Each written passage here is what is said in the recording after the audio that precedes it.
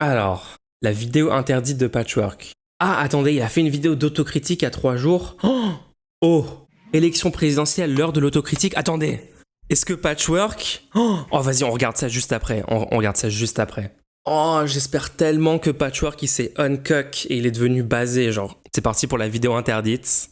Donc, vidéo que j'ai refusé de regarder quand elle est sortie, tellement je savais que ça allait me générer des comportements violents de ma part envers mes écrans et ou mon ordinateur. Mais grâce à vos dons, on a passé le palier des 100 €. Donc, Mélenchon, c'est mieux que rien.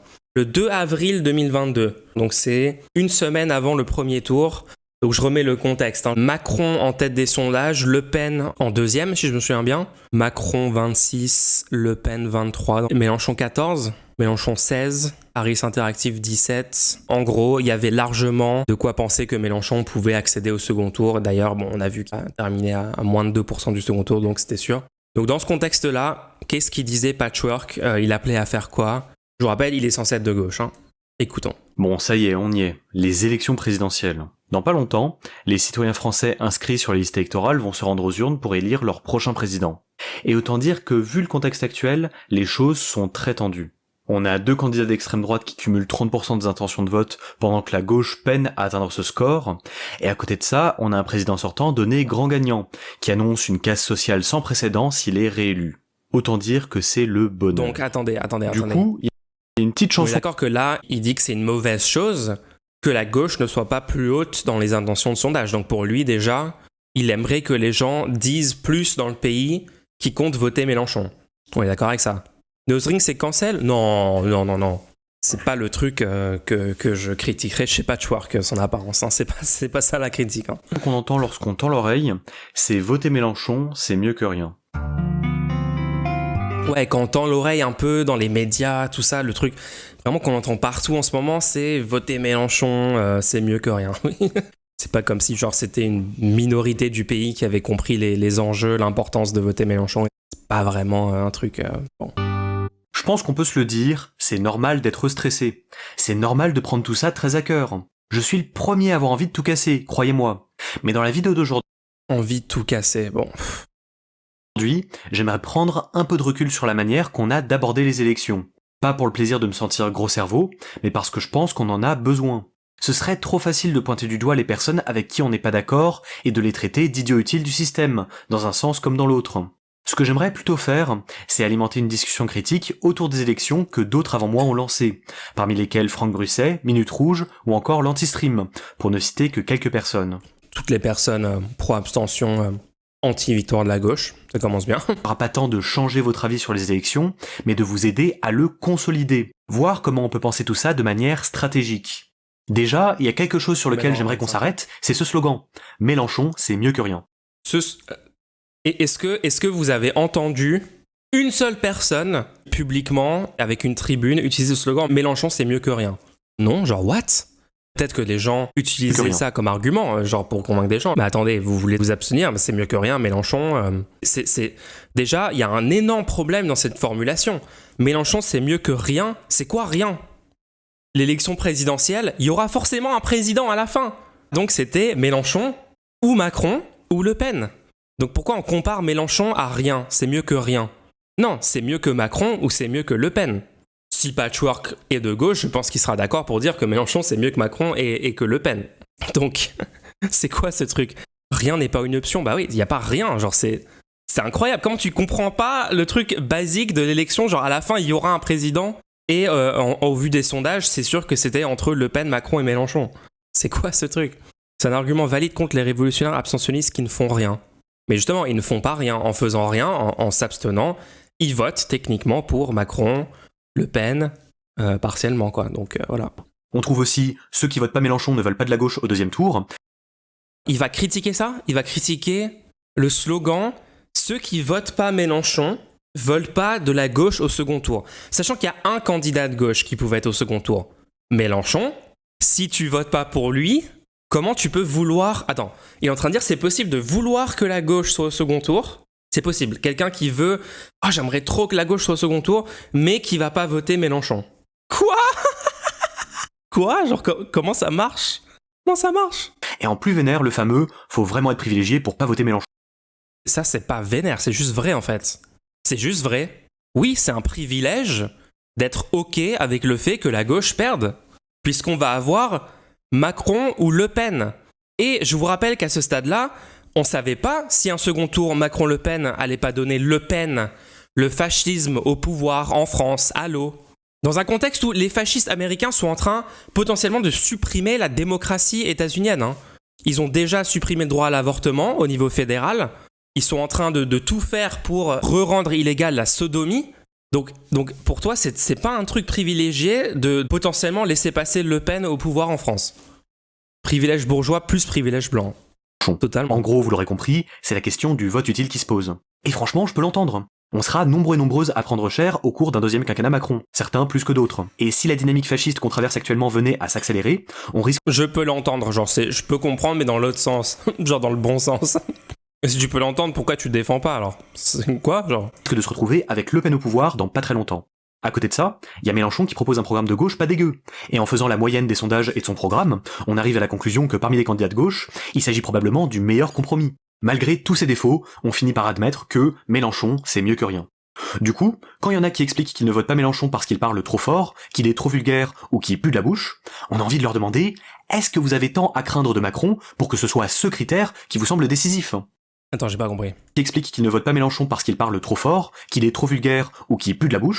Du coup, quand il y en a qui expliquent qu'ils ne votent pas Mélenchon parce qu'il Quand il y en a qui expliquent qu'ils votent pas Mélenchon parce qu'il crie trop fort, ouais, genre par exemple des macronistes ou des gens qui cherchent une excuse pour voter à droite sans assumer. Qu'il est trop vulgaire ou qu'il pue de la bouche, on a envie de leur demander « Est-ce que vous avez tant à craindre de Macron pour que ce soit ce critère qui vous semble décisif ?» Est-ce que vous avez tant à craindre de Macron? Vous comprenez le sens de cette phrase? Genre si t'as beaucoup à craindre de Macron, du coup tu votes Mélenchon, même s'il parle fort, non? Attends, quoi? Ça n'a aucun sens. Voilà, c'était le raisonnement du vote utile. On se retrouve bientôt pour une nouvelle vidéo. Prenez soin de vous et prenez soin de vos proches. À plus! Non, plus sérieusement, ce raisonnement il pose problème à plusieurs niveaux. Est-ce que vous avez tant à craindre de Macron? Attends, je comprends. Déjà, on se rend quand même assez vite compte qu'il n'y a pas besoin d'être un bourgeois privilégié. Il fait du hit poll de merde là, genre il va trouver des gens. Ah, il y a une personne non blanche qui défend ça. Ah, il y a une femme. Du coup, c'est bon, l'argument est valide. MDR. Moi, je vais vous expliquer pour chacune de ces personnes pourquoi je pense qu'elle ne veut pas que la gauche gagne. Moi, je vais le dire, hein, toutes ces personnes sont carriéristes. Anas Kazib, Poutou, Artaud n'en ont rien à foutre que la gauche gagne ou perde en France. Hein. Désolé, mais par leurs actes, en déduisant logiquement par les conséquences des actes, qu'ils savaient très bien, ils pouvaient très bien prédire que de se lancer dans la présidentielle, alors qu'il y a déjà Mélenchon, ça divise les voix de la gauche, ça réduit les chances de la gauche de gagner. Donc toutes ces personnes, à part un intérêt personnel de faire une carrière, de faire d'être vu dans les médias, de rapporter de l'argent pour leur parti, pour ensuite maintenir leur carrière, leur position, à part ça, j'ai aucune autre explication, à part le fait que ça soit des agents de la CIA envoyés pour faire perdre la gauche en France. Hein. Et je dis ça totalement premier degré, hein. Pensez pas que je rigole. Hein. Ces trois personnes nuisent activement à la gauche et font que la gauche perd dans le pays. C'est factuel, genre on peut le démontrer. Pour pas voter Mélenchon. Les phases du privilège, bah écoute, si tu mets en priorité ta carrière personnelle par rapport à la victoire de la gauche qui va massivement réduire la pauvreté, sortir des millions de gens de la misère dans le pays, bah ouais, t'as un privilège. Ou sinon t'es juste d'un égoïsme, d'un individualisme taré quoi. Quand on s'intéresse aux chiffres des présidentielles 2017, on voit bien que les ouvriers et les employés représentent plus de 70%. Ah putain, c'est encore l'argument hit poll, genre regardez les gens qui font regardez les gens qui font ce choix. Oh, regardez, beaucoup de gens pauvres votent Front National, c'est peut-être du coup que c'est un bon choix et qu'on peut pas dire que le Front National c'est un parti bourgeois. Comment confondre les conséquences de l'arrivée au pouvoir d'un parti avec la sociologie qui vote pour ces gens-là? Ça n'a rien à voir, hein. C'est un argument éclaté ça. Hein. C'est un argument vraiment nul, c'est du niveau de l'extrême droite, des noirs votent pour nous, donc la preuve qu'on n'est pas raciste. Totalement, hein. C'est vraiment le même argument que ça. Hein. Comment les gens à gauche, ils voient pas ça, que c'est le même argument? On voit bien que les ouvriers et les employés représentent plus de 70% de l'électorat de Philippe Poutou et Nathalie Arthaud. Et la surreprésentation des classes populaires dans l'abstention n'est pas non plus anodine. Et donc c'est ok? C'est ok de faire perdre la gauche puisque plein de gens dans le prolétariat font un choix non efficace pour faire gagner la gauche? Ça n'a aucun sens. Hein. C'est à peu près aussi simple d'accuser ceux qui votent Mélenchon d'être des bourgeois privilégiés. On pousse la question... Non, c'est Id Paul. Identity politics, c'est genre politique de l'identité, c'est quand, par exemple, c'est quand les conservateurs, ils voient le juge de la Cour suprême noir et ils disent oh bah regardez, la gauche est hypocrite parce qu'il défend des noirs alors que les noirs sont contre le droit à l'avortement, regardez, qui base des préconisations politiques sur l'identité perçue des personnes qui défendent ou sont contre des positions, quoi. Donc les privilégiés n'ont pas le monopole de l'abstention. Bah oui. Je vois pas comment il peut déduire autre chose que juste les faits. Qu'est-ce qui déduit de ces stats-là, en fait? Il le dit même pas. Du déterminisme du coup, vous êtes hypocrite. Non. Social à un niveau absurde, pour faire du vote quelque chose de fondamental d'un point de vue identitaire. Ensuite, il y a un truc assez embêtant, qui est que le raisonnement bourgeois privilégié. On pousse la question du déterminisme social à un niveau absurde, pour faire du vote quelque chose de fondamental d'un point de vue identitaire. Ensuite, il y a un truc assez embêtant, qui est que le raisonnement du vote utile n'aboutit pas... Non, attends, donc il fait semblant de pas comprendre. Soit il comprend pas premier degré, il me semble bizarre parce que Patchwork il a l'air d'être un peu plus intelligent que ça, soit il fait semblant de pas comprendre. Donc il fait genre que on est en train de dire, les gens conséquentialistes qui veulent que la gauche gagne, on est en train de dire, regardez, c'est une take de privilégié de pas voter Mélenchon, parce qu'il y a que des gens privilégiés qui votent pas Mélenchon, parce qu'il y a que des gens privilégiés qui s'abstiennent. Il fait croire que c'est ça qu'on est en train de dire, alors que non, on est juste en train de dire que les conséquences sont négatives pour le prolétariat, pour les personnes racisées, etc., etc. T'as un risque de fascisme, un risque de déportation de millions de personnes, de discrimination systémique aggravée, d'interdiction du voile en public, tout ça, c'est des risques si tu mets pas Mélenchon au second tour. C'est des gros risques. Donc, au vu de tous ces risques-là, prendre la décision de s'abstenir et donc de t'en foutre que Mélenchon soit pas au second tour, de t'en foutre des conséquences potentielles de Le Pen élu, ou même Macron élu. Macron élu, ça poursuit le racisme systémique actuel. C'est aussi de l'autoritarisme et de la discrimination sous Macron. Donc, en gros, de faire ça, une des explications possibles, c'est peut-être t'es privilégié dans le système actuel. Et donc, ça sera pas toi le plus touché sous un Macron ou sous une Le Pen, quoi. C'est ça la take, c'est pas de dire les gens qui s'abstiennent sont tous des bourgeois. Nous, on n'a jamais dit ça, genre c'est incroyable. Ou sinon, il faudrait qu'ils citent un propos, parce que en tout cas, moi, j'ai jamais entendu ça. Assez embêtant, qui est que le raisonnement du vote utile n'aboutit pas forcément à un vote Mélenchon. Pour peu que la personne qu'on a en face de nous n'accorde pas la même importance à certains critères, elle verra pas les choses de la même manière. Disons qu'elle soit plus sensible à la complaisance passée de Mélenchon envers Poutine, à son autoritarisme... Oh putain, c'est parti. Mélenchon aux prises avec son passé. Donc, il reprend Mediapart, encore une fois Mediapart qui fait le taf pour attaquer Mélenchon, c'est vraiment cool. Les événements ont fait remonter à la surface des années de positionnement controversés sur les rapports de force internationaux, où sa position non alignée a entretenu une mensuétude plus ou moins relative envers le régime de Vladimir Poutine. Alors non, il a jamais défendu le régime de Vladimir Poutine. Genre jamais. Il y a une fois, il a défendu un bombardement d'une cible militaire stratégique par les Russes face à Daesh ou un truc comme ça. Et ça, c'était une bonne take de sa part. Et en fait, non, il a toujours eu des positions anti-régime de Poutine. Par contre, oui, il était prêt à faire de la diplomatie internationale et donc de prendre les pincettes verbales et tout qu'il faudrait, parce qu'il envisageait de devenir président de la France, en fait. Donc, il pouvait pas se permettre de faire des sorties inefficaces sur le plan diplomatique international. Vous vous souvenez, il y a un ministre, je crois que c'est le ministre de l'économie français, qui avait dit il avait sorti un truc vraiment no cap, on va dire, sur Poutine. Et moi, je suis d'accord, Poutine, c'est un dictateur. C'est un autoritaire, il est en train de littéralement faire une Adolf Hitler, il est en train d'envahir le pays voisin en disant que c'est l'espace vital de la Russie, blablabla. C'est un fasciste, très clairement.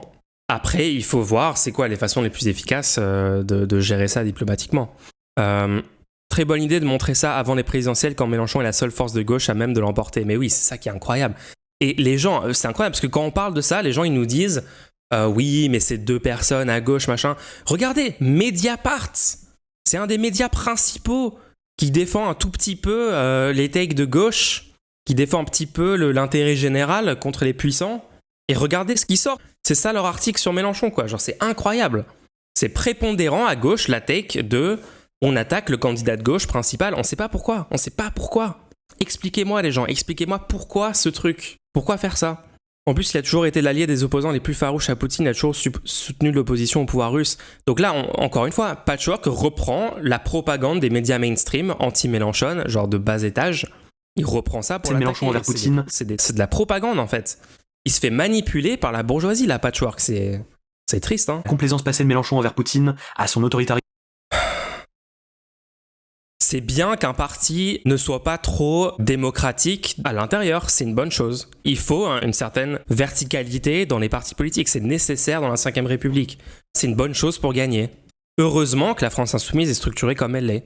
J'ai déjà expliqué maintes et maintes fois. Il fait l'erreur de raisonnement de la France insoumise n'est pas 100% démocratique à l'intérieur. Donc c'est clair que si Mélenchon arrive au pouvoir, ça sera un pouvoir autoritaire. LOL. Totalement débile. Ou encore à ses sorties antisémites. Non, Mélenchon n'a pas fait de sortie antisémite, non. Il a eu une mauvaise take sur Zemmour en disant il est conservateur parce qu'il serait juif ou quoi. Très mauvaise take. Après, il s'est rattrapé, il a dit non, je me suis gouré. À aucun moment, c'était antisémite ce qu'il avait dit, donc. Trois faux arguments anti-Mélenchon. C'est des arguments BFM TV corps, on va pas se mentir.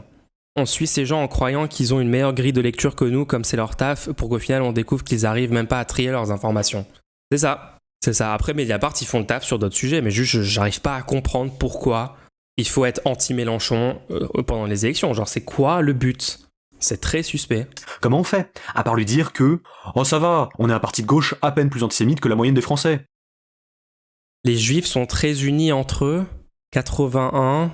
Les Juifs ont trop de pouvoir dans le domaine des médias. 29%. Sondage IFOP, janvier 2022. Les Juifs ont trop de pouvoir dans le domaine des médias. Ça, c'est quand même assez clairement antisémite, ouais. Les Juifs sont plus riches que la moyenne des Français. Alors ça, attends, je crois qu'on n'a pas le stat sur ça en France, hein. Les Juifs ont trop de pouvoir dans le domaine de l'économie et de la finance. Ouais, ça devient un petit peu dog whistle, hein, quand même. Hein. Ça, c'est un petit peu antisémite, on va pas se mentir. Les Juifs ont trop de pouvoir dans le domaine de la politique. Les Juifs utilisent leur propre intérêt. Les Juifs utilisent dans leur propre intérêt leur statut de victime du génocide nazi. 47%. Waouh. Ouais, non, on peut peut-être dire que certaines figures politiques israéliennes potentiellement font ça, mais les Juifs en général, c'est chaud de dire ça, hein. Donc en gros, il y aurait la même proportion d'antisémites dans la France insoumise que dans la population globale, plus ou moins. Après, c'est selon un sondage, je voudrais voir si d'autres sondages confirment cette information, mais bon, c'est pas du tout impossible, hein. Ok, et alors, qu'est-ce que ça fait ? En quoi ça montre qu'il y aurait des pires conséquences d'avoir Mélenchon au pouvoir que d'avoir Macron ou Le Pen ? Ça démontre rien du tout. Donc ok, très bien, je peux totalement accepter. Acceptons ces prémices, oui. Et alors ? On s'en fout en fait, ça change quoi ? C'est un argument de plus pour pas que le parti soit démocratique. Là, c'est un sondage sur les sympathisants FI. Oui, totalement, très bonne take droit logement. Raison de plus pour pas rendre le parti démocratique. S'il y a des gens qui ont des mauvaises takes à la base, il faut pas qu'ils aient de l'influence sur la ligne ou le programme du parti. Surtout que l'antisémitisme est condamné en interne et absent du programme. Bah ouais, voilà, c'est ça le truc. Regardez l'idéologie défendue par le programme plutôt que un sondage sur les gens qui soutiennent le truc. Qu'est-ce qu'on s'en fout ? Ça change quoi ? Évidemment, j'ai bien en tête que ce serait difficile de résumer l'AFI à ces quelques critiques, d'autant qu'elle n'est pas la seule formation politique à avoir des casseroles aux fesses et subit quand même une fixette médiatique assez insupportable. Je me rappelle très bien du premier tour. C'est pas des casseroles, hein. Tout ça c'est des trucs invalides. Tour des élections 2017. J'étais en train de me préparer pour aller au bureau de vote avec la télé allumée en... Même si c'était vrai, c'est pas un argument pour pas voter pour eux, mais de base c'est même pas vrai, genre c'est juste des fausses accusations. En fond, et devinez quelle actualité passait en boucle sur France Info, le Venezuela, évidemment. Mais juste qu'on soit d'accord, le fait qu'une partie des critiques soit vraiment abusée veut pas dire que toute critique le serait forcément. J'ai l'impression que ça, c'est vrai. Beaucoup de militants insoumis réalisent pas qu'il est possible d'être de gauche tout en considérant que Mélenchon n'est pas un bon compromis. Ça pose la question de ce qui nous semble acceptable ou pas. Ça veut dire quoi, c'est pas un bon compromis ? C'est pas la question posée en fait. Si t'es de gauche, tu veux que le truc le plus à gauche qui a des chances de gagner, gagne. Donc tu veux que Mélenchon gagne. Donc tu fais tout pour que Mélenchon gagne. Je comprends pas le raisonnement. Ça serait pas un bon compromis. Ça veut dire quoi ? Qui est hautement politique. Pour revenir au vote utile, un autre problème qu'il pose, c'est qu'il tend à ramener la politique à une logique de marché. Pour choisir son candidat, il faudrait forcément en passer par un calcul coût-bénéfice, qui fait la moyenne des sondages et des programmes. Non, attends. Faire un calcul coût-bénéfice, c'est une logique de marché ? Patchwork, quand il se dit genre, est-ce que j'écris une vidéo sur ce sujet ? Est-ce que je passe le temps et tout ? Est-ce que ça a une utilité ? C'est pas un calcul coût-bénéfice ? Tout le monde fait des calculs coût-bénéfice H24 dans sa vie, en fait. La vie, c'est que ça. C'est que des calculs coût-bénéfice. Tu te réveilles le matin. Tiens, qu'est-ce que je fais aujourd'hui ? Bah, pour décider, tu fais un calcul coût-bénéfice, non ? En fonction de qu'est-ce que tu souhaites dans ta vie, quels objectifs tu as dans ta vie, genre. C'est une logique de marché, ça. C'est juste l'humanité, en fait. C'est juste les humains qui fonctionnent comme ça, genre, désolé. J'ai faim, est-ce que je mange pas ? Ah non, c'est un calcul coût-bénéfice, c'est libéral. Ah ! Chaque électeur devient un consommateur qui représente la demande, et chaque programme devient un produit qui représente l'offre. Il ne reste plus que des acteurs rationnels qui doivent maximiser leur utilité. Et la manière qu'ils auront de donner du poids... Quoi What? Attendez, les libéraux, ils utilisent le terme acteur rationnel. Mais si les libéraux, ils se disent rationnel, nous, on peut pas être rationnel. Si on fait un truc rationnel, ça voudra dire que on est libéraux. Donc on peut plus être de gauche, non? C'est complètement pété, sa logique est full dogmatique. Non, mais faisons pas de choix rationnel. Parce que comme les libéraux, ils ont dit que leur idéologie était basée sur des acteurs rationnels, bah faudrait surtout pas qu'on fasse des choix rationnels, quoi. Donc faut faire des trucs non rationnels. Donc il est en train d'admettre que ce qu'il propose est contre la raison et contre la logique, d'accord? Ok, move intéressant, Patchwork. À tel ou tel paramètre, dira quelque chose sur eux en tant que personne. Pour ta santé, évite de voter trop bourgeois, trop réac, trop sectaire. Tout ça, je le dis pas gratuitement. Bah, du coup, si tu t'abstiens, t'es en train de voter plus pour Macron et Le Pen que si tu votes pour Mélenchon. Tu peux pas dire vote pas bourgeois si tu t'appelles à t'abstenir. What? Mais parce que ça pose des questions très concrètes sur notre rapport à la politique. Quand on nous dit que Mélenchon c'est mieux que rien, on perd de vue les conditions d'élaboration, de diffusion et d'application du programme. La démocratie n'est plus qu'un bien de consommation produit dans des conditions autoritaires, mais qu'on aura emballé dans une campagne marketing qui fait jeune et dynamique. Je suis désolé, hein, mais je pense que là, le niveau des arguments... Bon, j'espère vraiment qu'il a évolué. On va regarder la vidéo qui vient de sortir, mais pour moi, il y a fondamentalement... Genre, son cerveau est cassé, en fait, fondamentalement. Le niveau de justification... Il y a 46 000 différents arguments qui n'ont rien à voir les uns avec les autres pour justifier son choix nul à chier. Genre là, il sort, c'est un choix de consommation autoritaire sur un marché, blablabla. Ça va, Patchwork, tu vas bien? À l'opposé de cette logique de marché, ça peut avoir du sens de voter pour un candidat qui a participé à un processus de rassemblement, ou pour s'assurer de la pérennité du parti politique qu'il représente. De toute façon, si on est sérieux un moment, on sait que Mélenchon gagnera pas ses élections. Tous les sondages... Et voilà. On sait qu'il gagnera pas, de toute façon. Donc, ne faisons rien de plus pour qu'il gagne. Je comprends pas, Patchwork, tu veux qu'il gagne ou pas? Parce que si tu veux qu'il gagne, sachant que les prophéties sont autoréalisatrices, tu dirais qu'il va gagner. Et si tu veux pas qu'il gagne, tu serais heureux qu'il y a aucune chance qu'il gagne, alors, si tu veux pas qu'il gagne. Qu'est-ce que tu veux, en fait? C'est quoi ton objectif? Si tu dis, il y a aucune chance, de toute façon, qu'il va gagner. Attends, mais toi, tu votes pas pour lui, donc t'es pas pour qu'il gagne. Donc, t'es content, en fait, normalement. T'es content d'apprendre qu'il y a aucune chance qu'il gagne, non? What? Prophétie autodestructrice, mais oui, c'est ça. Si tous les gens de gauche se disent qu'il va pas gagner et ne vont pas voter, forcément il va pas gagner. Bah oui, c'est ça qui est incroyable.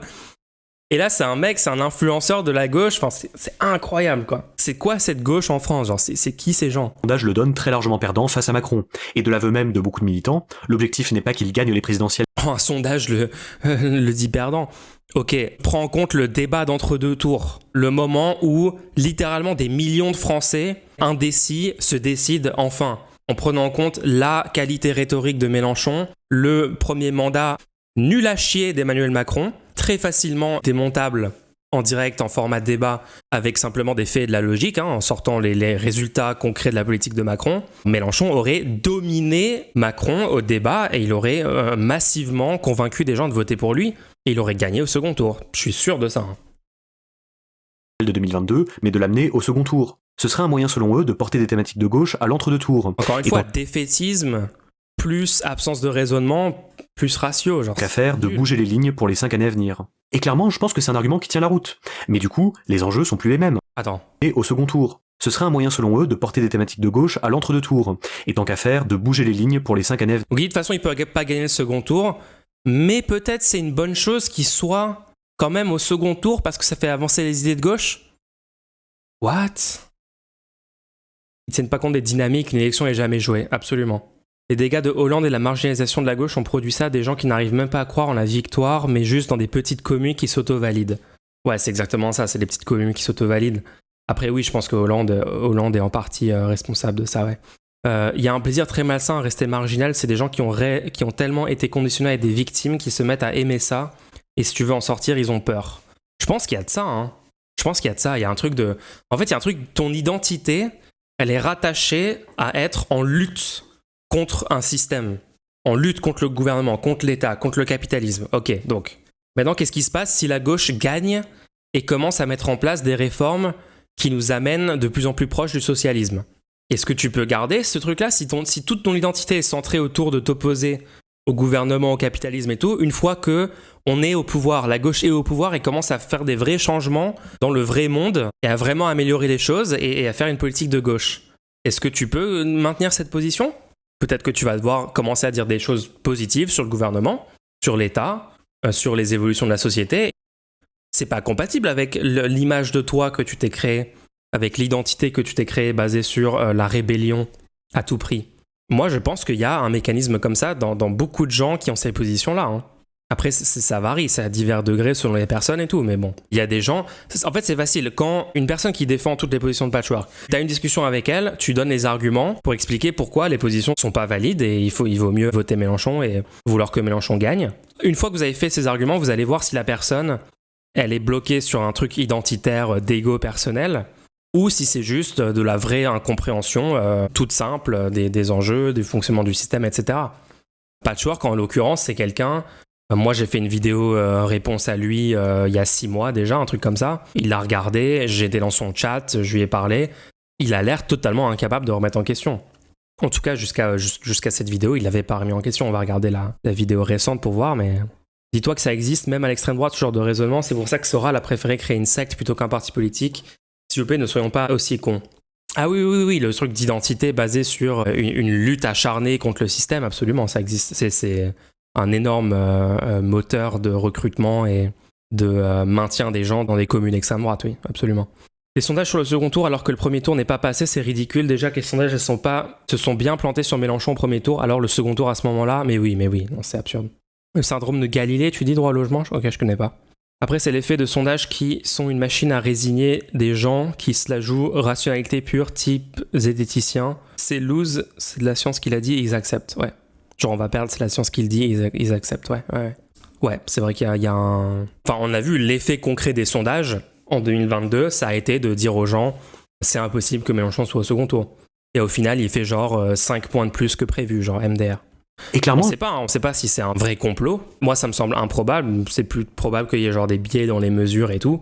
Mais voilà, en tout cas, l'effet concret qu'on peut observer sur le monde, à mon avis, ça a été de massivement décourager les gens de voter. Ça a boosté l'abstention, le fait de pas croire en la possibilité de la victoire de Mélenchon avant le premier tour.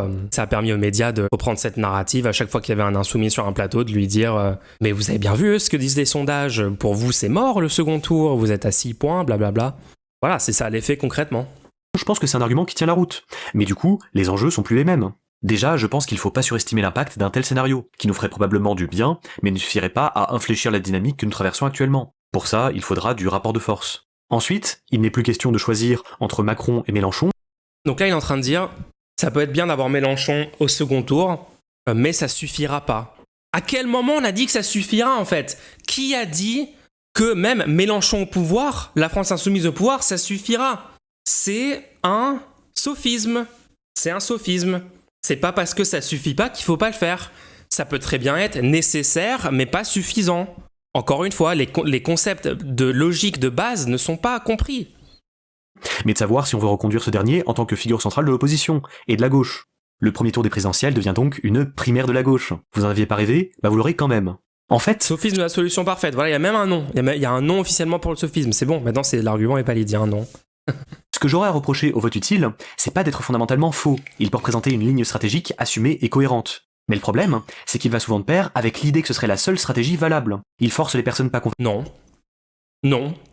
Démontre ça, s'il te plaît. Tu fais une affirmation complètement infondée.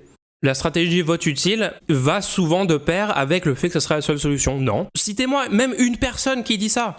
Qui a dit ça une seule fois dans sa vie ? Tout le monde de la France insoumise dit « Eh les gens, une fois qu'on est au pouvoir, il va falloir descendre dans la rue. Hein. Parce que attention, ça suffit pas de juste voter. » Mélenchon le dit dans ses discours. Qu'est-ce que tu racontes ? Avoir une bonne raison de pas voter, au lieu que ce soit les militants qui aient la charge de convaincre. Et le plus souvent, aucune raison de pas voter pour le candidat ne sera jugée recevable. Le vote utile en devient... Oui. Bah oui. Oui, aucune raison de ne pas voter pour la gauche est valable. Un réflexe qui irait de soi, alors que ça devrait pas être le cas. Et je dis ça en sachant qu'il y a plein de bonnes raisons pour voter pour Mélenchon aux prochaines présidentielles. Mais le truc, c'est que ça... Comment tu peux défendre, il y a plein de bonnes raisons de voter et en même temps, votons pas, genre, complètement absurde. Pose un vrai problème de pluralisme. On s'interdit d'entendre d'autres opinions et stratégies, car elles pourraient nuire aux chances de notre candidat.